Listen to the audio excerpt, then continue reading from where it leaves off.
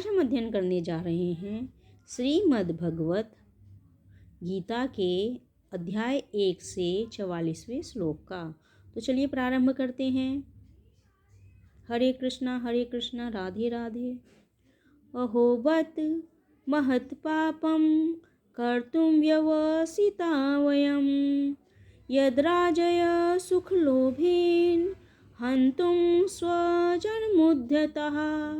अर्थात ओह, कितने आश्चर्य की बात है कि हम सब जघन्य पाप करने के लिए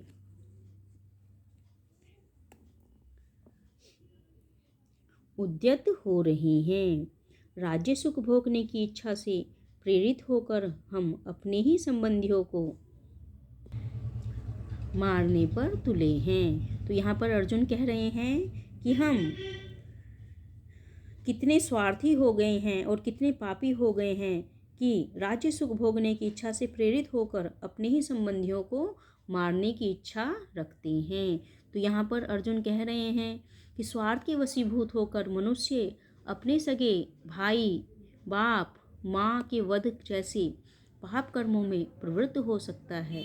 विश्व के इतिहास में ऐसे अनेक उदाहरण मिलते हैं, किंतु भगवान का साधु भक्त होने के कारण अर्जुन सदाचार के प्रति जागरूक है, अतः वह ऐसे कार्यों से बचने का प्रयत्न करता है।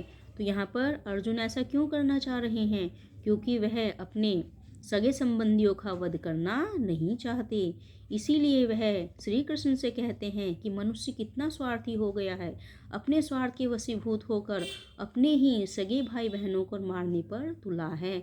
वह अपनी स्वार्थ पूर्ति के लिए अपने सगे भाई बहनों को वध करने पर भी नहीं मान रहा है। तो यहाँ पर वध करने का उद्देश्य क्या है? यहाँ पर क्योंकि युद्ध के लिए दोनों सेनाएं खड़ी हुई हैं और अर्जुन को अपने ही सगे संबंधियों को युद्ध में मारना होगा। इसीलिए अर्जुन कह रहे हैं कि स्वार्थ के वशीभूत होकर मैं अपने भाई बंधुओं को नहीं मारना चाहता। अर्जुन ऐसा क्यों कह रहा है? अर्जुन ऐसा इसलिए कह रहा है कि अर्जुन साधु का भक्त है, यानी कि साधु भक्त है।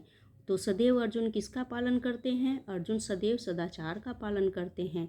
अतः वह इन सब कार्यों से बचने का प्रयत्न करना चाहते हैं। वह ऐसा कोई भी कार्य नहीं करना चाहते जिससे कि उन्हें के सगे संबंधियों को कोई कष्ट पहुँचे। किंतु यदि युद्ध हुआ तो फिर क्या होगा?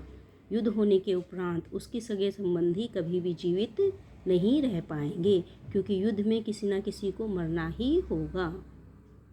तो इस प्रकार से अर्जुन क्योंकि सदाचारी है, तो उसके अंदर की जो अपने सगे संबंधियों के प्रति बंधुत्व की भावना है वह जाग रही है। तो इस श्लोक में यही कहा गया है। आशा करती हूँ श्लोक आपको पसंद आया होगा। यदि पसंद आया है तो चैनल को सब्सक्राइब कीजिए, लाइक और शेयर कीजिए, ताकि आगे के श्लोक आपको लगातार मिलते रहें। और अंत में फिर से एक बार हरे कृष्णा राधे राधे।